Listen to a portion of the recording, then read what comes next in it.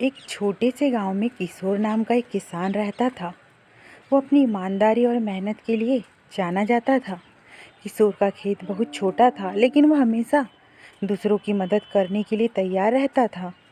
गांव वाले उसे प्यार से भाई साहब कहते थे। एक दिन गांव में एक व्यापारी आया।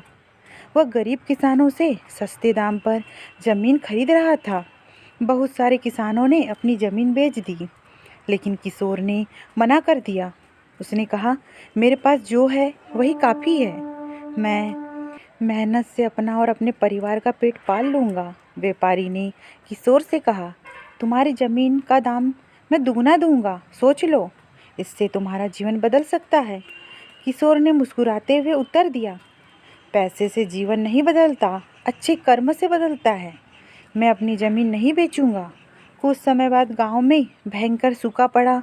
जिन किसानों ने अपनी ज़मीन बेची थी वे परेशान हो गए। उनके पास ना तो खेत बचे थे ना पैसा।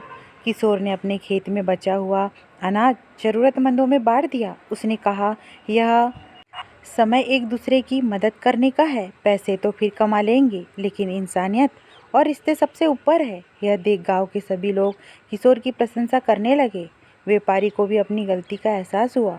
उसने किशोर से कहा, तुमने मुझे सिखाया कि अच्छाई और मेहनत का फल सबसे बड़ा होता है।